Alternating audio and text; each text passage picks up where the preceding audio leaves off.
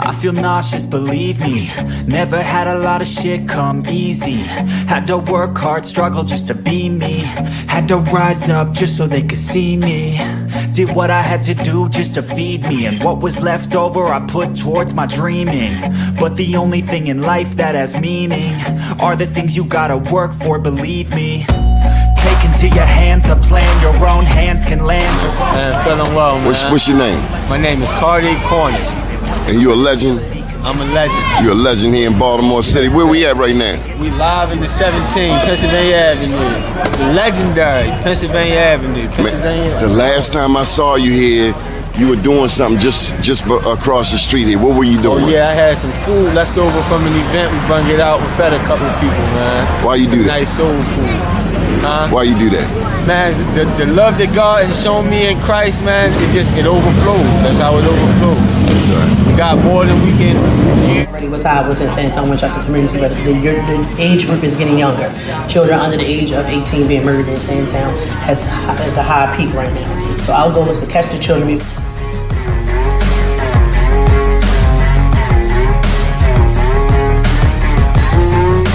Damn. You going hard, man. You going hard on that man today. So what do you think, Mr. Mayor? You got manufacturing right here, helping our young people despite all of the challenges in the city of Baltimore, right here on North Avenue. Nah, it's really about the growth. Just knowing being there when they were down in Fort Covington and seeing how far it's grown. Like you said earlier, like getting the Sorbet, where we got the Sorbet at the beginning, but now being able to, when I'm at Camden Yards, get it, or anytime I'm down at Harper Place to get it, and folks to not even know, but they gonna know now that like this is coming from young people in West Baltimore, right there in West Baltimore on North Avenue, where they think nothing great comes from, but they can see it with the young people. If you work for it, it's only worth it if you work for it. Here on the Miami, Mississippi, down right there, French Forward, Memphis. A beautiful town, just leaving Algiers, which is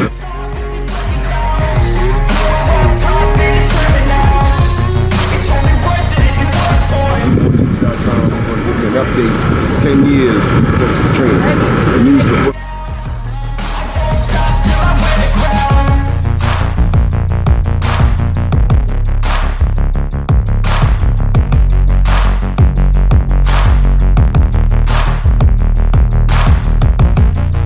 All right, y'all, this is what I came to New York for. Besides the Black Wall Street Awards, we're going in here and get some of this real good jerk chicken. Johnny Glover, out.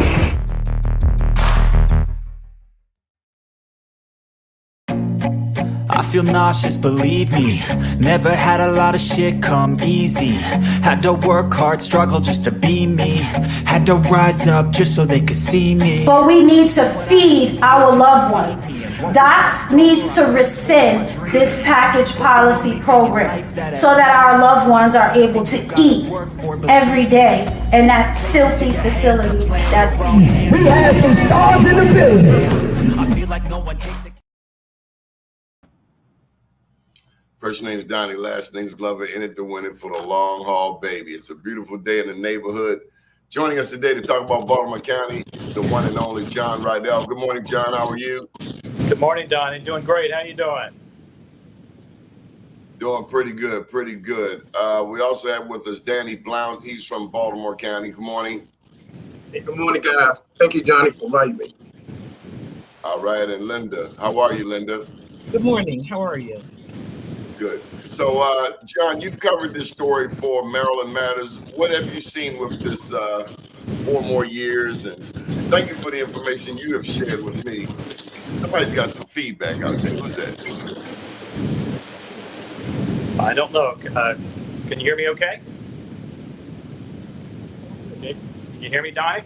Yeah. Okay, all right. So we'll go with this. John, you've enlightened me to some things. Like this whole expansion of Baltimore County is more than just about 2 or 4 more seats. It's also about going from part-time council people to full-time council people. It's about pensions. It's about money. It's about money that the county will pay. And then it's about equity. Help me out, John. Well, quite frankly, Linda probably knows a lot more than I do. I've spoken to her about it, and but you're right.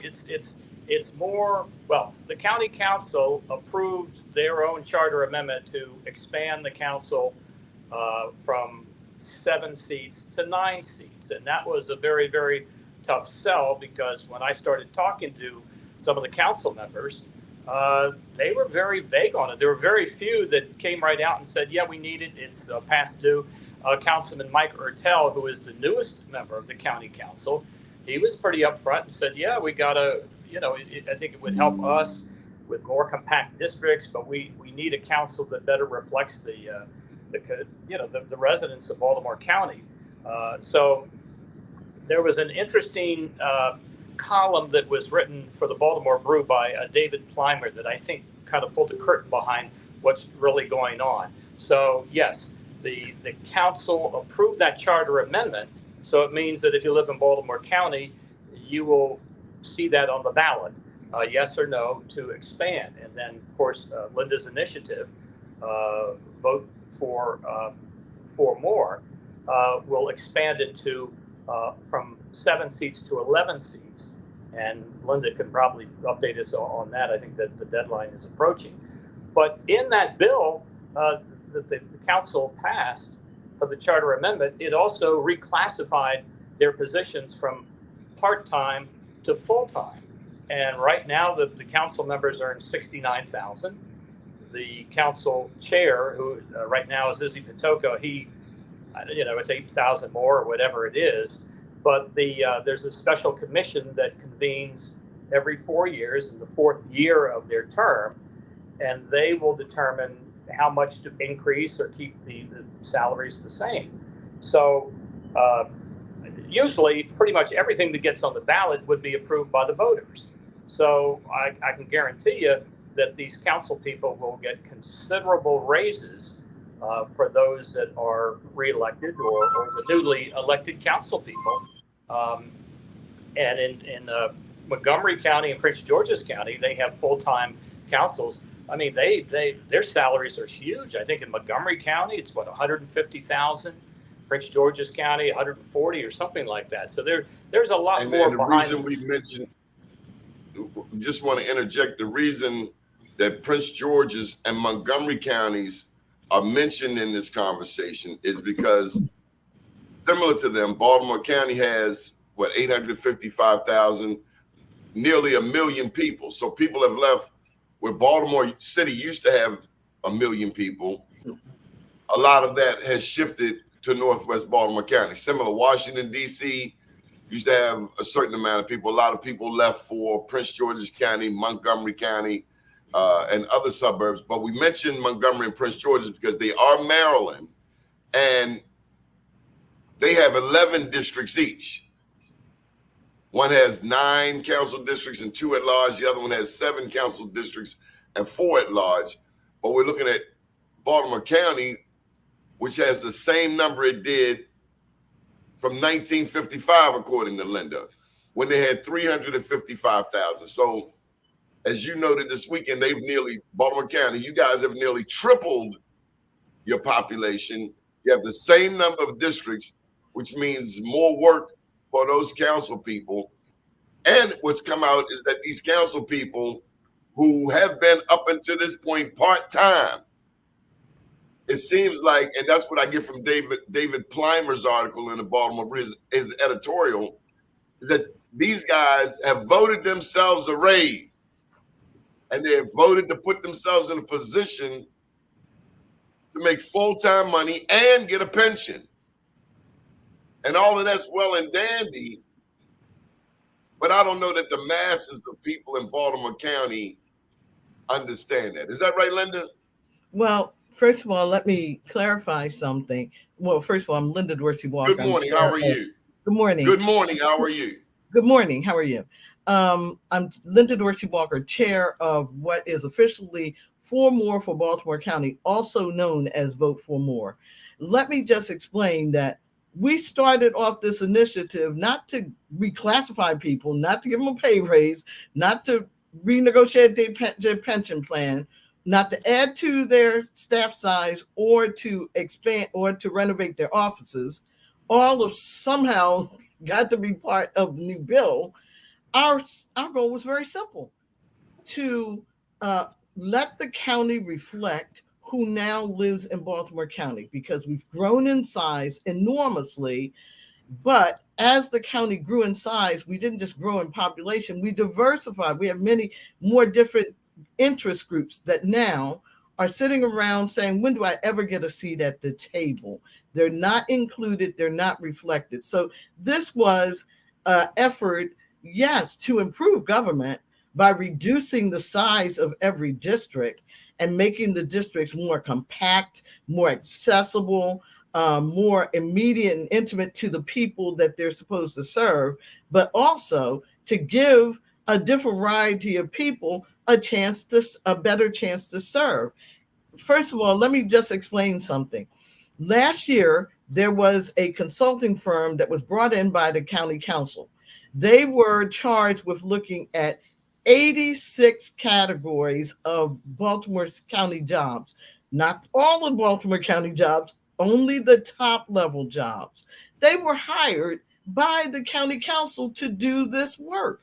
And as part of it, they decided that across the board, these top level positions, including things like the county administrators, the county attorney, a whole variety of people in law enforcement and so forth, and other categories, were underpaid approximately 50%, including the county council.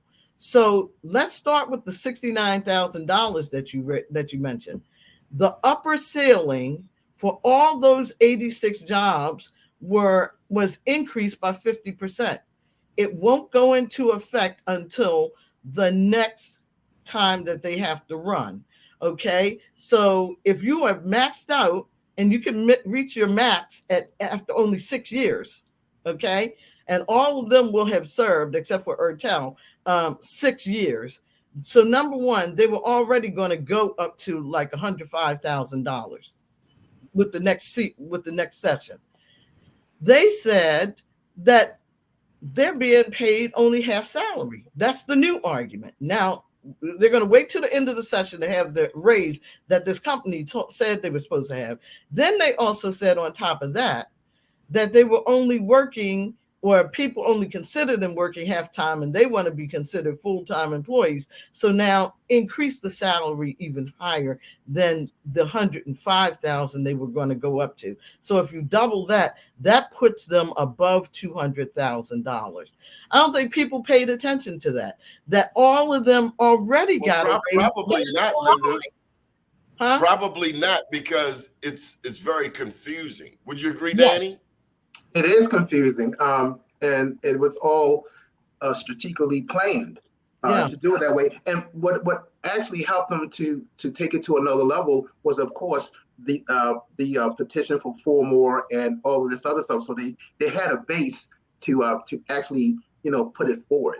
Right. The other county positions were given permission to have that adjustment made July 1st of 2023. The only category that was told they would have to wait until the end of their current term was the county council. So they were waiting to the end of their current term to be able to qualify those that can for the maximum salary. But in the interim, they've now also, as part of this new proposed plan, voted to make themselves go from half-time to full-time. So they've made quite a change in their current salary level, or will be starting the beginning of next term. But let me talk about what's happened over the weekend. 4More. I guess everybody got together up in Northwest Baltimore and Southwest Baltimore. Linda, let's break it down. You need 10,000 signatures by July 29th. Yes, that means we have today, 2 weeks from today is July 29th. That's the last day that I can walk in and give them signatures. They were only going to take them twice. And so they took them from us early, and I turned in 10,275 signatures. They said, that's great. We're going to count them over the next 2 to 3 days to make sure. I got you, Linda. I'm going somewhere with this. John, should she have had to go and get these signatures at all? Well, I'm sorry, you're asking me about the petition drive, should she have needed to go and get any signatures? Why didn't the council just do this themselves? Oh, you mean to vote to increase the size of the council by 4 seats? Yeah, I mean, if they want the Baltimore County Council, and we're talking about the supermajority. This is Izzy Batoka, a Democrat. He sided with the 3 Republicans, and some people had an issue. They felt like he betrayed the Democratic Party because the county, you have 4 Democrats and 3 Republicans, and that's what Julian's argument is. But why didn't they just go straight to 9? Prince George's County, Montgomery County, very similar number of people in the population, but they only want to increase it to 2. What's the dichotomy there? Why is there a difference? Why do some want 2 and others want 4? There was a county work group that analyzed all of this over months and months and months. Tony Campbell, I think, was the chair. I spoke to him, and they couldn't reach a consensus among the people. Some of them wanted 9 seats on the council. Some wanted 11. So they somehow compromised at 9. And I guess that's what the council said. Okay, well, this is what the work group suggested. So that is what we'll vote on. Now, Councilman Pat Young actually proposed an amendment that said, well, here we are. Why don't we just right now move it up to 11 seats? And that amendment was rejected. So that argument was out there. And then I think the other argument is that by adding 4 people, and this is, their political answer, I guess, that it would be logistically more challenged. You'd have to reconfigure the council chambers and the offices and the staff. But I mean, that's kind of overlooking the real issue of, we've got a big account, this is a big jurisdiction. There are more people in Montgomery and Prince George's County, but Baltimore County still has 850 some thousand, triple the population. So that's how they came up with the charter amendment to just add 2 of the seats. Well, can I Linda, just I'm coming to you, Linda. Hold tight. But Danny, doesn't this sound archaic? It's and I love Liberty Road. I love Owens Mills. I love going to some of my favorite places in Baltimore County. But my God, man, is this like Civil War mentality? Is this like 200-year-old mindset? What's going on? It's divide and conquer. It really is. I mean, what they're getting away from is that you have this group of folks who want to see a change. Let's just use 4More, for instance. 2,000 signatures, 3,000 signatures, 4,000 signatures. And they knew this. And if they really were listening to their constituents or really facing the reality that the county has grown so large, why did they fight us so hard for this? As you said, Donnie, why didn't they do it? Why did they fight you so hard? Why is Linda out there like Don Quixote collecting signatures when she should be enjoying the summer like everybody? Why? Because there is no unity, there is no solidarity, there is no partnership, there is a breakdown. And it's not really coming to the grassroots level as it should. Things should be moved by what happens at the grassroots level and pushed to the county, state, and I don't understand this. And let me tell you why I don't understand this, guys. Johnny Olszewski won his first term by 17 votes. It doesn't get more grassroots oriented than that. He's on his way to Congress. I get it. Same with Wes Moore. He's doing a fantastic job by many standards as governor, but there's already talk about him running for president. Pardon me, but I live here in Maryland. I want to know what's happening in my neighborhood. I'm all for the country and save the world and save the whales, but you were hired to do a job right here. Now, it's and then John, they say it's politics. No, damn it, it's my life. It's your life, and we want something done now. Linda, bring some clarity to this, would you? All right. So first of all, let me explain something. The work group structure group, it was proposed in September and it was of last year, and it was supposed to start in October. I went to them then in mid and late September, and I said, look, there's a whole group of people. They weren't 10,000 yet, but they're already tons of thousands of these people. That's right. Here are their signatures, and they're already saying we want 11 more. You're saying that you are thinking about possibly, 2 more instead of 4 more. Why don't we use one question? And I developed the one question that would put, because Linda, that's the thing. And they said no, absolutely not. Mm-hmm. Look, Linda, if you get those signatures come November, and John pointed this out for me, there will be 2 ballot questions, 2 more years or 4 more years. Well, it's going to be a hot mess. Right. So now let me explain what happened. Last summer, Izzy Patoka went to the Islamic Society Festival, and he stood in front of a whole group of people and said, look, folks, I'm in favor of us going immediately to 9 now, starting this year, put it on the ballot, and then switching to 11 2 years from now. He didn't just say it in that venue. At the very last hearing of the work group restructuring committee, and my brother, Keith Dorsey, the former budget and finance director for Baltimore County, who has more numbers, he's crunched more numbers than anybody else. He was part of it. He was selected by Johnny O to represent the county executive's office. He said at the very last hearing that he repeated it. I want us to go immediately to 9, put that on the ballot for November, and then put in a stipulation that we will go to 11 2 years from now. So I said, well, wait a minute. If we're going to go to 11 that fast, why not just go there now? And the argument about how much it's going to cost in terms of space, the auditor's office, which shares the floor with the county council. I've worked for Baltimore County for a very long time, and more than once. That auditor's office wasn't always there. There's 17 people that sit back in the auditor's office. Let them go back to some other place, and then you will have a huge space on the same floor, contiguous with the county council chamber that already accommodates 17 people. So the whole bogus argument of where would we put them and all that is resolved by opening the door at the end of the hallway.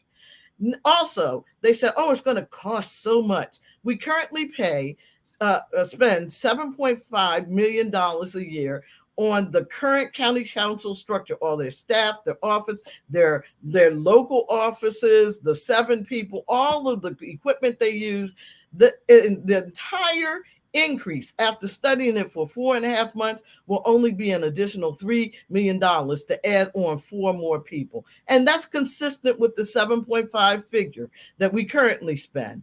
And so, but you haven't answered the question. Linda, Linda, how is it going to work? You got 2 ballot questions, 2 more council districts, 4 more council districts. That seems dumb. It is. It sounds confusing. It is. But you know what? I am convinced that because we've been around for so long pitching 4 more, that rhyming term counts, that we already start off number 1 with 10,000 votes that they don't have. That's number 1. And then secondly, I'm convinced there's going to be more people voting for 4 more. And they're already starting to worry about that too. And so I think that whoever gets the most votes should be the one that prevails. If they get 40,000 votes and we get 70,000 votes, how are those comparable? It's not. It really isn't. Danny, does this not seem confusing to the voter? Yes, it is confusing. A lot of voters aren't engaged, as we well know. Getting this out is going to be the biggest battle. You know, once we get the ballot, the state board of election puts this on the ballot, say they're going to put it on the ballot. You got to push to get this information out to these to the residents in the district. But it is confusing. It's really something that I wish that we could have all came together and worked on together and all been in unison on, because we all know that from 1957 to 2024, there is a need for change. I mean, anybody will understand and agree with that. So Linda, do you want to share what happened the other day? All right. Well, first of all, let me say they have legally until September 5th the right to make a decision as the county council to turn it into one question. They legally have until that day the right to turn it into one question. And I've already given them the question last year and last September. But at any rate, here's what else you need to know. So Linda, does that mean they did not do what the structure committee asked them to do? Let me just say this. The structure committee Can the county council and Johnny O deal with this issue themselves? Can Johnny O and the Baltimore County Council deal with this issue themselves? I understand he wants to go to Congress, but we are tired of people kicking the can down the road. Can we deal with this issue now? Like Baltimore, you got the red line, they kick it, they kick it, they kick it, they point the finger. No. We need leaders to deal with the issue now. The question hasn't been written yet. So yes, they did take a vote, and the vote was to add 2 more. But in reality, because the only authorized body that can actually put it on the ballot is the county council. Mm-hmm. Yes, the time for them to offer up a different one has passed, except that the question hasn't been written. They could write the question as one question instead of two, but they're not going to do it because time has already gone by and they've dug their heels in. But let me also say this. I know Mr. Rydell was saying that they did what the structure work group said. No, they didn't. The structure work group said that there should always be a pathway, a near-term pathway to 11. So they said, let's go with 9 for now. And they said, even though our population is about 855,000 now, the minute we hit 900,000 as a population, which would be 100,000 people per district if you had 9 of them, then there should be an automatic trigger to go to 11. And based on what the planning department from the state and the county said, they said we would be there in about 6 years. And so they ignored what their own work group said. They only went with the let's go to 9, and they took off the let's expand the boards and commissions.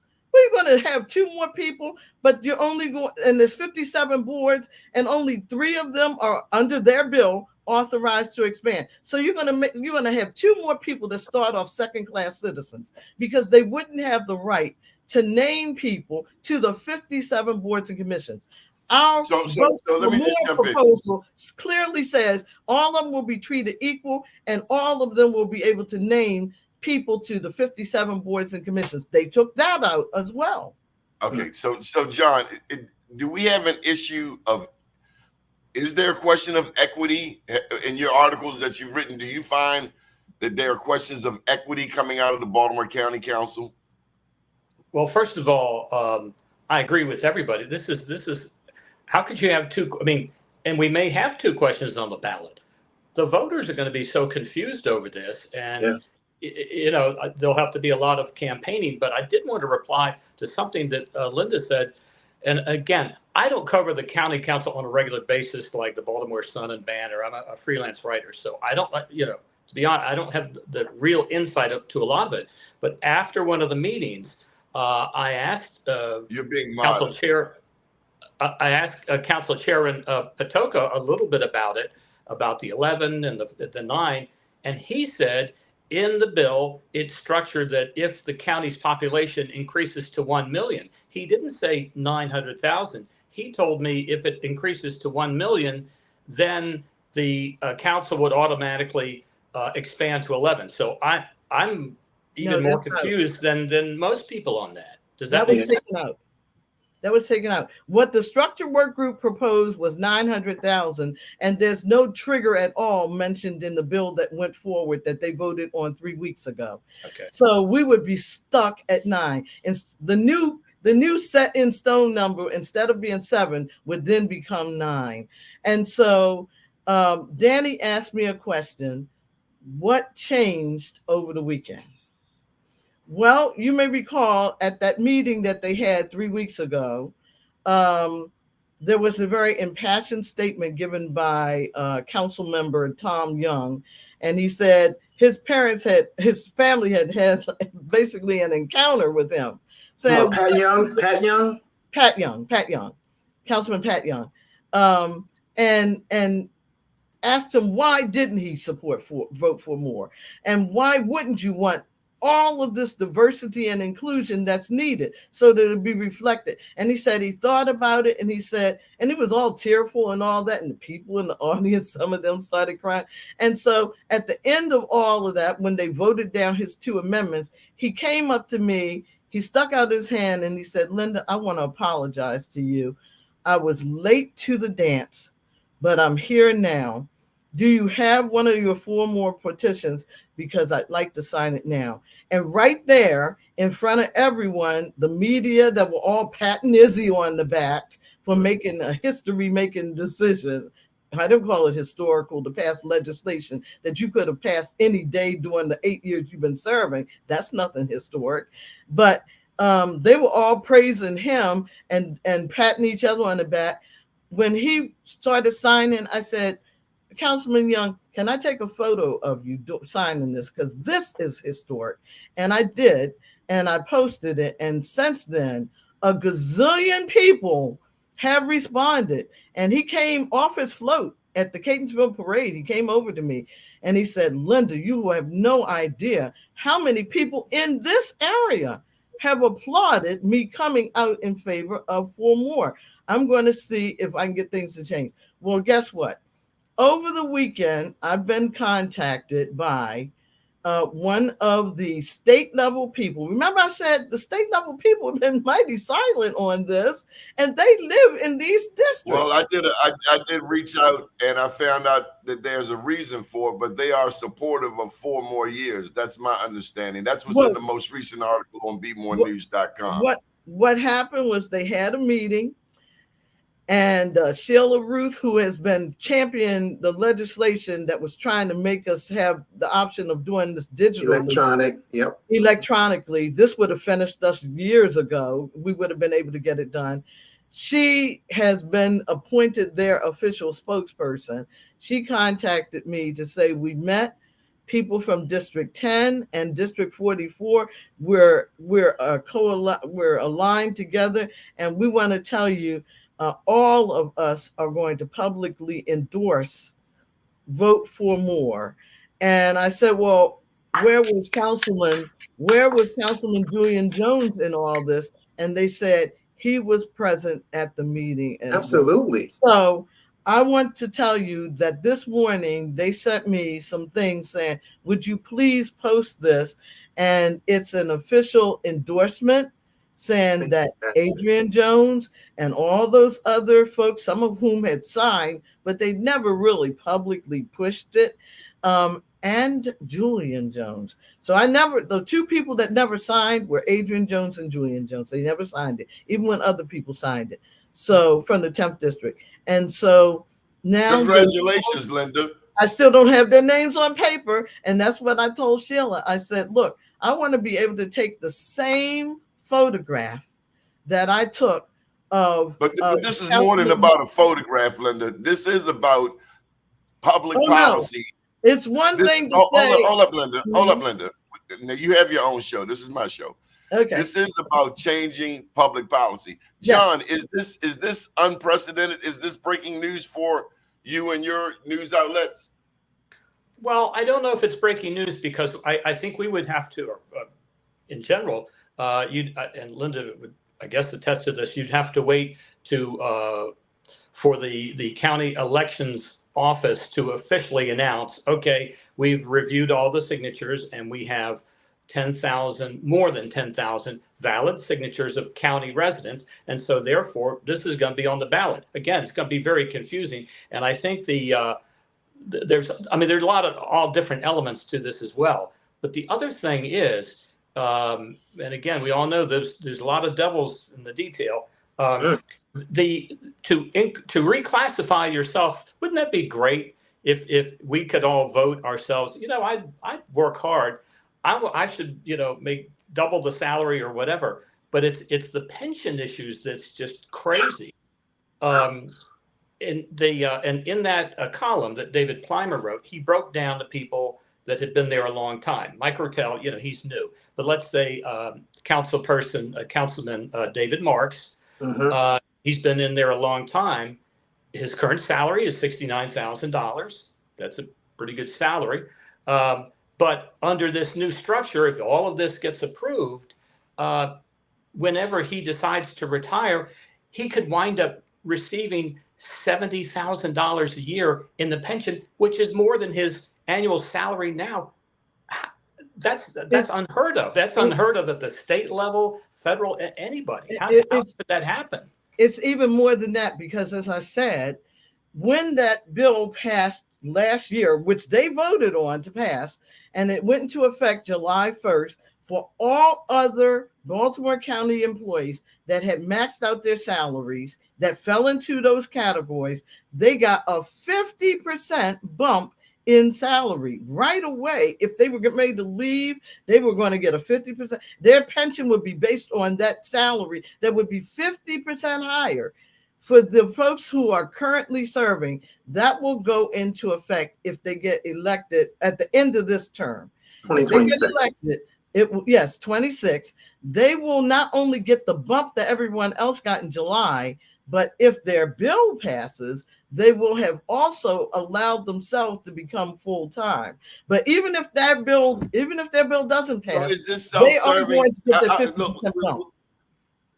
Is this self-serving? Is that what the issue is, Danny? It's real. Is it self-serving? Come on, yes, it is. Yes, of course. Yes, it is. Of course, it's self-serving. They took opportunity and they ran with it, and and that's what we have. There were those that were on a council who saw the ability to make this change, and they did it. And the thing I also wanted to say was that when Doni asked you, John, about is this going to be a historical thing or this, that, and the other, I thought Doni was talking about the fact that all of these state officials have gotten on board. And to me, that is historical, because we waited for this for a long, long time. This could have been done a long time ago. This is just what factual took them stuff. so long, Danny? It's probably because, you got to keep it real. The messenger, they all have these problems with the messenger. Yeah. And it's just sad. And to even go deeper into that, as a council, as a county government, you always supposed to be proactive about what's surrounding and happening in your county. Meaning that, is this a polite way? Is this a polite way of saying that Linda needled them to death? Without the persistent and the blessings of God have brought this to this fruition. This has all come full circle. This has been a battle. That's why you never give up. You never give up. And the fact that we didn't, so Linda, it allowed the council to do a work group, and it allowed everybody else to come together and realize if they don't support 4More, that 2More is going to destroy their districts. Yeah. That's the reality of it all. And being proactive in government. Well, do I feel vindicated? Well, it's not about being vindicated. It's not so much about vindication. Do you? No, Linda. No. Let me just explain. I've been doing this stuff for Baltimore. No, Linda, we don't have that much time. You got long stories. Do you feel vindicated? Yes, I there do. You go. And I feel better when I actually see well two people signature. I want to see Adrian and Julian. I have all the rest of their signatures on a 4More form. I've sitting judges that have signed. I have police officers that have signed. Republicans, independents, people from every state. It is a great job. And you have to Adrian and Julian Jones, I want to see their signatures on. Absolutely. Don't just endorse. Don't just say you endorse. Now, tomorrow, we're going to have a community meeting in Baltimore County. It's Councilman Jones' meeting. And I said, if he wants to. When and where? It's going to be at Owings Mills Library at 6:00. If he wants to publicly endorse Not just let me put it out there that he endorsed it, but if he wants to publicly sign it, I'm more than welcome it. Same thing for Speaker Jones. I'm more than welcome that occasion because, you know, I have pictures with the county executive's dad and all these other people signing it, but not. Let's stay focused. Let's stay focused. John, is this now also boiling down to the county executive race? I mean, with Izzy Patoka siding with the 3 Republicans, Julian's statement on Be More News that Izzy has betrayed the Democratic Party and wanting sanctions against Izzy. Is this boiling down to who controls the council and who becomes the next county exec? I mean, it's no surprise that, or that these two want to be the next county executive, and Correct. This is probably a lot of what has been kind of brewing up to the surface over quite some time. But what, and I when I asked this to Linda, I'm not hosting the show here, but when I was reaching out to the Republicans, they were like, they didn't either want to talk to me or they were, I'm not really sure about this. So the 3 Republicans they weren't on board at all. Do you think it was Izzy Patoka's effort to just say, hey, listen, if you vote for this, you're going to get a huge raise because we're going to reclassify your position as full-time. It wasn't probably just going to get over raise. $100,000 a year. And so if you're on the fence, you're like, that sounds like a pretty good deal to me. And your pension is going to be, in some cases, it was more the than map, your John. annual salary. It was the more map, than John. It was the map. It was the insistence that it must be his map and no one else's map. Only he drew up the map. Right. And everyone, even the Republicans, were like, how did you come up with these lines and so forth? Those Unbelievable. lines worked so well in their favor that it was an opportunity that they could grab. If somebody's giving you the candy store, why not take it? That's right. And that he gave them the candy store. And so a lot of folks have been asking what would incentivize a person to give the folks that he had been opposing until now the entire candy store. Unbelievable. Ask that question. You can't make this stuff up. Initially, I thought that map was probably devised by the county work group because I'm saying, okay, well, if you're debating whether to increase it to 9 or 11, that kind of thing. No, it was all drawn up by Izzy and friends. Right. But those friends So were. let me get this right. What is Izzy's political background? What do you mean? Whose camp is he coming out of? Well, I mean, who brought him into politics? Martin O'Malley. He worked for Martin O'Malley, and he worked for LifeBridge. And I worked with him on LifeBridge doing community stuff. But he came out of Martin O'Malley appointed him, and he was actually so elected official for Baltimore City. Martin O'Malley has had his hand in Baltimore politics before with County Executive Jim Smith, right? This is and it went back to Baltimore City, absolutely. Mm-hmm. And then he came to Baltimore City, and then there was that whole thing about David S. Brown developers, right? Yes, he has a very strong following in the Pikesville area, so he feels like he's got to protect his constituency. And one of the things with the different versions of the map that were drawn up, when you go down to 78,000 people, that historic area, which even in redistricting, you can protect historic areas, was going to be protected. So it wasn't even like, oh, I have to protect my historic area. It was shown to him. This is how that historic area would be protected.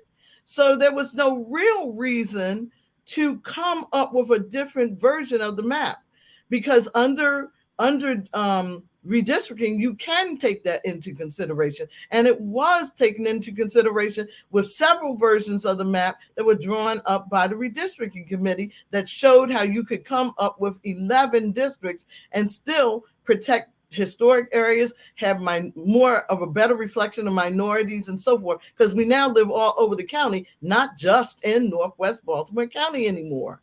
And I don't just mean African Americans, all minorities. African Americans make up 30% of the county. How many county council seats do you think the Black community should have? If the council is to be truly reflective, we use those terms diversity, equity, and inclusion quite often in vain. How many seats are you seeking? I would think at least at the minimum 2, at the maximum 3. So.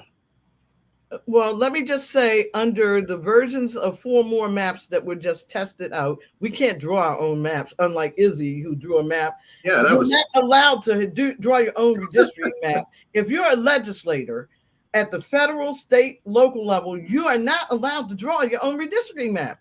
And that's what's so shocking about people just ignoring that and voting for it anyway. It's shocking. And so someone from the ACLU said, you realize that you can't do that, right? Yep. And so, but they voted on it anyway. And so, but the thing of it so is Julian right, Linda? Is Julian right that Izzy should be sanctioned by the Democratic Party? I mean, are you saying he unethically drew a map? No, he unethically brought in Republicans? I'm a little.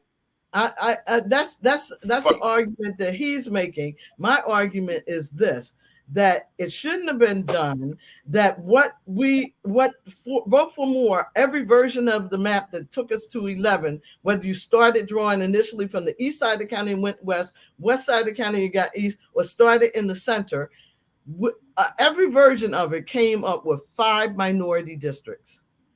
Didn't mean 5 African American districts. Right. Because, for example, in the Padonia International Elementary School area, it's called International Elementary School for a reason. It would be mostly Latino, South Asian, and Continental African.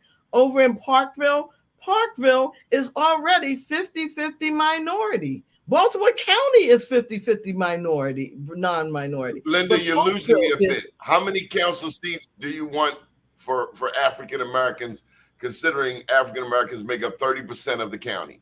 It's not about what I want. It would likely. No. Linda, come on. Linda, I have to be real. I have to be real. I can't change from what I printed down here. I said we are not going to draw this map. It's going to be, the law says that 30 days after November. Well, Linda, I'm asking because right now the council is 6 white dudes and 1 black dude. I think that we will end up with, as Danny said, 2 to 3 of the districts will be predominantly African American. Linda, according to Senator Kelly, the council is currently not representative of the diversity in the county. Right. So I'm trying to get a number from you. And I'm saying, and I'm being specific, 5 of the 11 districts will turn out to be predominantly minority. And of that 5, 2 to 3 of them will be likely predominantly African American, maybe not in the first 6 years, but after 6 years, yeah, definitely. Just based on growth patterns. See, I go by the numbers. And then the other 2 would be likely Latino or South Asian. And it may over time be that one of the 5 that starts off predominantly African American may become predominantly either South Asian or Latino. But there would definitely be 5 of the 11. And that's still not 50-50. In fact, some people are arguing that we've already slightly gone past the 50-50 mark, that we're now at 51% minority. So people shouldn't be fearful. If 5 out of 11 is minority and we have already gone slightly past the 50% mark, maybe, then people shouldn't be upset by that. Okay, John, one of the things I've been asking this group about is getting young people, getting the next generation involved. I don't see a lot of effort to bring in the next generation of leaders. Who has been on your radar as of the past couple of years, past elections? So I know there was a young man named Amanzi. What's his name, Danny? Amanzi. Amaya. Yeah. John, are you seeing new faces come onto the scene? Because and we see this quite often in, where the ball is not being passed. Well, I'm sure there are, and those names I'm not familiar with. There'll be people that it's like, I never heard of this person, that person, and then when you look at their resume, it's like, well, that's pretty, that's pretty impressive, where they went to college or they were community activists. So And this is what Linda has been talking about. If you increase it to 11, now you're going to have a lot of more people just say, well, now maybe I have a chance. If it's just the 7 people, how are you going to topple these incumbents that have been on the council? I don't care who, if somebody like me wanted to run, I'm not going to have a chance against the people that you see, on the council. So yes, I think that, again, there are people that I don't even know of, but we may hear of, especially if the council is expanded to 11. But I wanted to say something about the map. Yeah, I was kind of puzzled when I heard that it wasn't the county work group that came up with it, that it was a council person. And Izzy Patoga happens to be the council chair, but he's one person, he's a council person. But don't you think once, let's say all the voters say, we're fine with having the council expanded to 11 seats, that map only reflects 9 districts. You're going to almost have to start over again, which is a good thing, because you're going to have public hearings, redistricting hearings, and just like you do at the state level when they have to redraw those legislative districts, that's far more confusing. Baltimore County is a huge county, so if it's 11 districts, it's still a tedious process, but I would think that it would be totally different than that map that you see now. Oh, sure. His map wouldn't have any effect. The legal process would be 30 days after November 5th. On December 5th, the county council would have to announce publicly that the almost year-long process, and they haven't done this since 1955. That's the last time that they started with a blank sheet of paper. They've never, redistricting starts off with a whole bunch of filled in stuff. 1955, they started with a blank, and they said, let's start drawing from scratch. They will have from December 5th of this year to October 15th of 2025 to come up with the new map. Then they will give it to the Board of Elections, and come January of 2026, that's when they will say 11 people, not 9 people, can now file to run. And remember what you were just saying, the daunting task on taking on incumbents? Here's what's going to happen for the first time in 2026. If you're one of those 4 new people, guess what? We will provide matching funds for the first time in 2026. So after you get your first 100 donors, if you have $20,000, they'll match it $4 to every $1. So that $20,000 is actually going to be $100,000. And then after your next 20,000, it'll be matched 3 to 1. So then you now have another 80,000, and then 2 to 1 and 1 to 1. So you could have $100,000 that would instantly turn into, at least $200,000 or more. So it incentivizes new people to get into the process at that point. All of this has been thought out, but it gets thrown out, believe me, if we start doing the stuff that Councilman Patoka's talking about. Right. And what I want to add is that always giving people the opportunity to be able to feel as though they can run and win a seat, at the table. One of the things that we've done in 2020 was we changed Baltimore County's bylaws for Baltimore County Central Committee bylaws to where elected officials can only hold a single seat. You can run for 2, but you only can have 1. And that right there opened the door for young people to become members of the Central Committee. We had more young people run. Well, you got to do more. You got to do more than that. You got to do more than that. You really got to embrace and pull it in. I mean, yeah. So now, but you really got to welcome them in. And Baltimore County has failed thus far to bring in the next generation. That's right. You know what I do? And young Dems and all that stuff too. We did a lot of stuff on the Central Committee to help young people be more involved. Let me just say this. I didn't just waste this time gathering 10,000 names. Every time young people came up to sign the petition, I asked, where do you work? What do you do? Have you ever thought about getting involved in politics? Because oh, I wouldn't want to run for one of these positions. Okay, but if this passes, it says that we will be taking on people, 228 new seats, 4 people times 57 boards and commissions. We got 57 boards and commissions in Baltimore County. Yeah, here's where you go to look them up. I said the minute the November 2026 election is over, you go to somebody's office the very next day and say, I've been looking at the 57 options, and here are 3 that I think I may qualify for. Would you please give me some consideration? Because Okay, not look, only— we got to get out of here, guys. This show is almost over. John, any final thoughts? No, I think it was very interesting to hear Thank Linda you for joining summarize. us today. Oh, I'm sorry? No, it was very interesting to hear the updates from Linda about everything and the new support from the local delegation in the General Assembly, Adrian Jones and whatnot. And,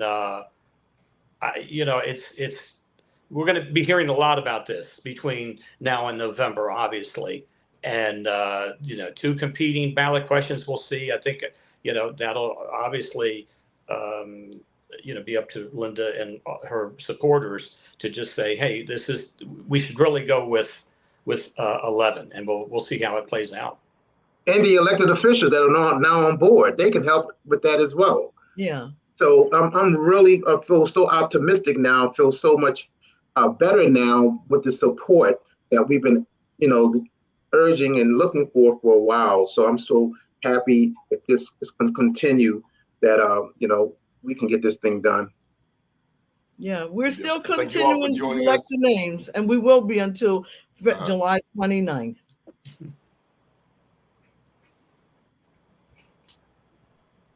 Good deal. Thank you all for joining us this morning. Good morning, world. All right. Thank you. Thank you for having us. How do I do this? All right. Do this.